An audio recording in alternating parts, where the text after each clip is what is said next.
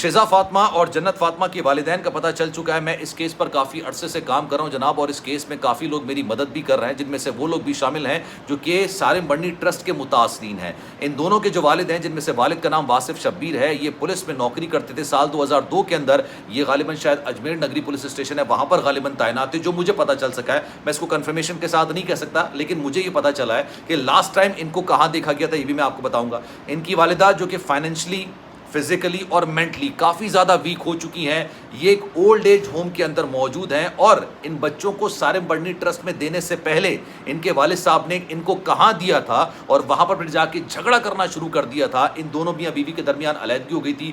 دونوں میاں بیوی نے اپنے والدین سے اپنے گھر والوں کی مرضی کے برخلاف جا کے شادی کی تھی. یہ جو شادی تھی یہ شروع سے ہی متنازع تھی, تنازع کا شکار تھی. ان کے گھر والوں نے ان کو مکمل طور پر ڈسون کر دیا تھا, اور پھر واصف شبیر کو کچھ اس طرح کی عادتیں لگ گئی تھیں جس کی وجہ سے ان کے گھر والے, ان کے رشتہ دار ان سے ملتے جلتے نہیں تھے. اب واصف شبیر اس وقت کہاں ہیں, ان کی والدہ کہاں ہے؟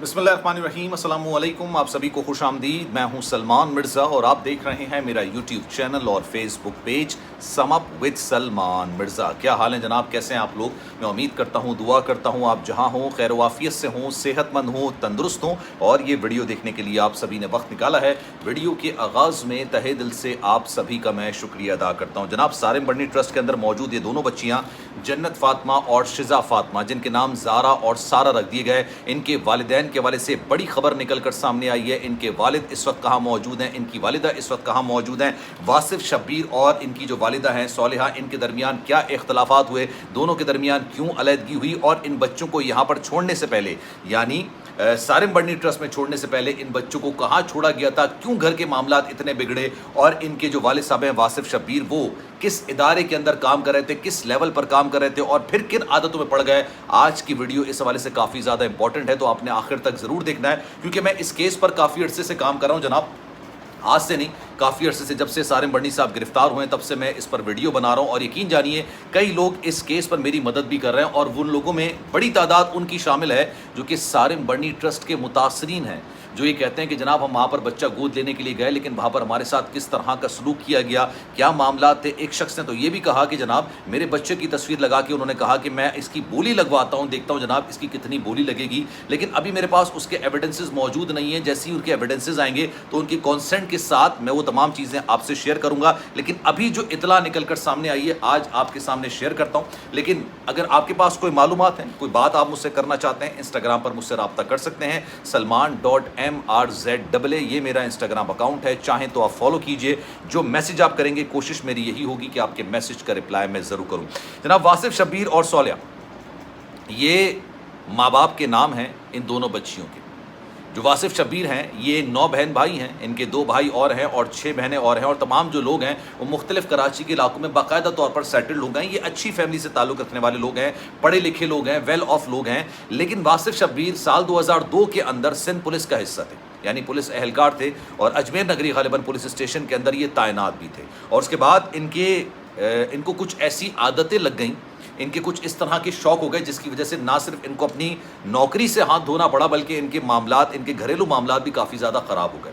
ان دونوں نے جو شادی کی تھی وہ اپنے گھر والوں کی مرضی کے برخلاف جا کے شادی کی تھی, یعنی ان کے گھر والے اس شادی سے راضی نہیں تھے, نہ ہی صالحہ کے اور نہ ہی واصف شبیر کے. ان کی جب شادی ہوئی تھی باقاعدہ طور پر, تو صالحہ نے باقاعدہ کورٹ کے اندر یہ بات بولی تھی کہ میں بالغ ہوں اور میں اپنی مرضی سے شادی کرنے کے لیے آزاد ہوں, تو میں جس سے چاہے شادی کروں. اس کے بعد جب ان کی شادی ہوئی تو ان کے گھر والوں نے ان سے ویسے ہی دوری اختیار کر لی تھی, ان سے زیادہ ملتے جلتے نہیں تھے, زیادہ بات نہیں کرتے تھے. اس کے بعد جب ان کی شادی ہوئی کچھ عرصے کے بعد ان کے یہاں بیٹیاں پیدا ہو گئیں. ایک کا نام انہوں نے جنت رکھا تھا, دوسری کا نام انہوں نے شزا رکھا تھا. لیکن ان کے جو والد صاحب ہیں نا واصف شبیر, جن کو آخری بار بتایا جا رہا ہے کہ ناز آباد کے قریب کہیں دیکھا گیا, یعنی کراچی کے اندر پاکستان کے اندر ہی موجود ہیں. اور ان کی والدہ کے بارے میں کہا جاتا ہے کہ جناب یہ اولڈ ایج ہوم کے اندر یہ وہاں پر موجود ہے, اور ان کی مینٹلی کنڈیشن اور فزیکلی کنڈیشن آپ کہہ لیں کہ زیادہ بہتر نہیں ہے. فائنینشلی کنڈیشن تو ویسی بہت زیادہ مایوس کن ہے, لیکن ان دونوں کنڈیشنز کے حوالے سے بھی کہا جا رہا ہے کہ یہ دونوں صحیح نہیں ہے.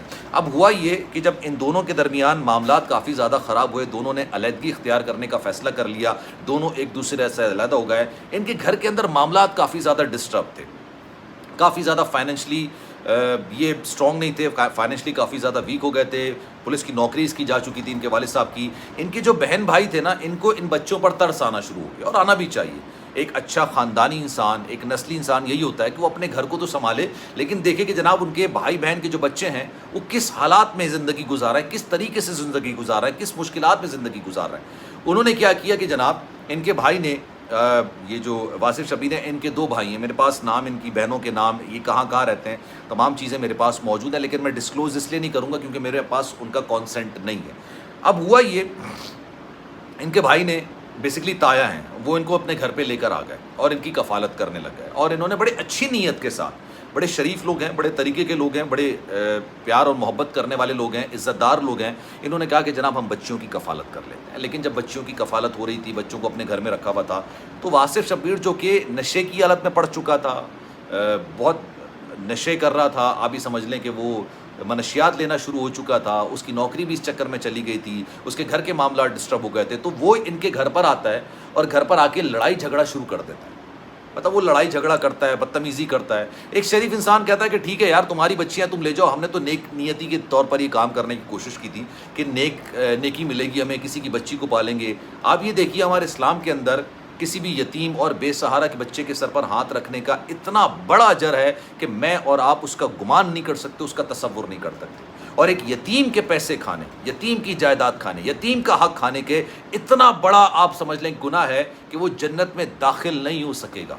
इतना खौफनाक किस्म का, क्योंकि आप कुरान पाक खोलेंगे, पहला ही पारा खोलेंगे, आप उसकी तफसीर पढ़ना शुरू करेंगे, उसका तर्जुमा पढ़ना शुरू करेंगे, उसी में वहाँ पर लिखा हुआ है कि यतीम के बच्चों, अल्लाह के बेशि माफ़ करे, मैंने कोशिश की थी कि मैं जो है ना वो उर्दू तर्जुमे के साथ कुरान पाक को पढ़ूँ, तो मैंने एक जगह पढ़ा कि यतीम का माल खाने वाले पर इतना सख्त अजाब है कि मैं और आप शायद उसका गुमान भी नहीं कर सकते। लेकिन खैर ये अपने बच्चों को लेके चला जाता है, उसके बाद ही जाके सारिम बर्नी ट्रस्ट के हवाले कर देता है। फिर जनाब इनके रिश्तेदारों को कहीं ना कहीं से पता चलता है, तो इनके रिश्तेदारों का ये कहना है कि जनाब हम उन बच्चियों को लेने के लिए गए, हमने बाकायदा उनसे कहा कि यार ये जन्नत फ़ातिमा और शिज़ा फ़ातिमा नामी बच्चियां हैं, इनको हमारे हैंड ओवर किया जाए, हम इनके वाली वारिस हैं, आप इन्हें हमें दे दें। तो उनकी जानिब से कहा गया कि इस नाम की यहाँ पर कोई बच्ची है नहीं, उन्होंने उनके नाम तब्दील कर दिए थे, सारा और ज़ारा रख दिए थे।